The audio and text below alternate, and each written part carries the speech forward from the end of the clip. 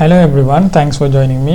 In the playlist நம்ம idioms and phrases பத்தி பார்க்க போறோம். Idioms ன்னு சொன்னா ஒரு வசனத்துல ஓரிரு சொற்கள் பக்கத்துல வந்து அந்த சொற்களுக்குரிய அர்த்தம் தராம வேற அர்த்தம் தருமாக இருந்தா அது நம்ம idioms ன்னு சொல்லுவோம். Idioms இரண்டு வகைப்படும். அந்த ஓரிரு சொற்கள் அதே அர்த்தத்தையும் தாரமாக இருக்கும். அந்த idioms வந்து வேற அர்த்தங்களை தாரமாயும் இருக்கும்.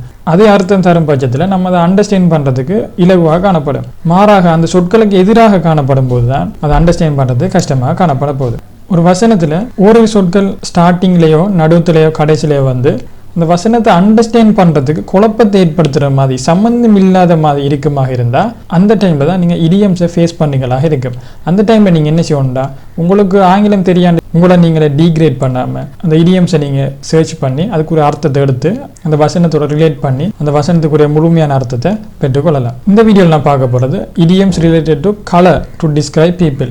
மனிதர்களை நம்ம விவரிக்கிறதுக்காக வேண்டி ரிலேட்டட் கலரோட சம்மந்தப்பட்ட இடியம்ஸாக காணப்படுது. அதாவது அந்த ஓரிரு சொற்களில் ஏதாவது நம்மளுக்கு தெரிஞ்ச கலர் ஒன்று வரப்போகுது, கலருங்கிற வரப்போகுது.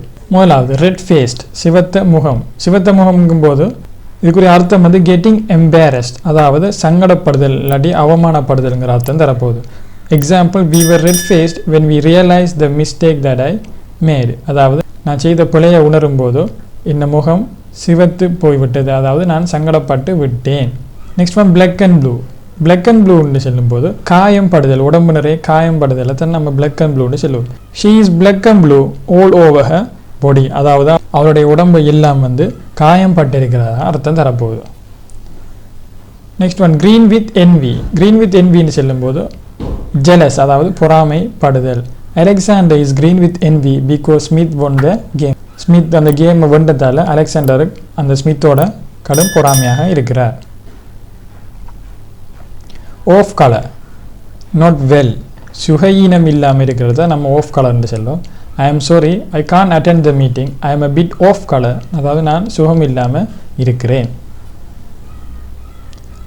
ஒயிட்டர் தென் ஒயிட், வெள்ளையும் விட வெள்ளை, அதாவது ஃபேர் அண்ட் ஆனஸ்ட், நேர்மையாக இருத்தல்.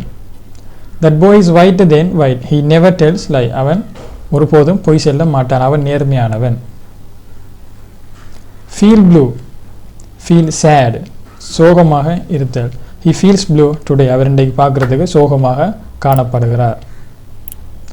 Out of the blue, unexpected, எதிர்பாராமை. He sent her a letter out of the blue telling that he was ill. Born to the purple, அதாவது borning to a reigning family, உயர்ந்த அந்தஸ்து கொண்டிருக்கிற குடும்பத்தை நம்ம born to the purple. He was the only child born to the purple. Next one red ink, அதாவது ஃபினான்ஷியலாக நம்மகிட்ட காசு இல்லாத பட்சத்தில் நம்ம ரெட் இங்க்னு சொல்லுவோம், பணம் இல்லாமல் இருக்குது. There is too much red ink in the company's financial statement. The last one black sheep, in unfit person, பொருத்தம் இல்லாதவரை நம்ம பிளாக் ஷீப்னு சொல்லுவோம். ஹீ இஸ் பிளாக் ஷீப் இந்த குரூப், அந்த குரூப்புக்கு பொருத்தம் இல்லாதால்.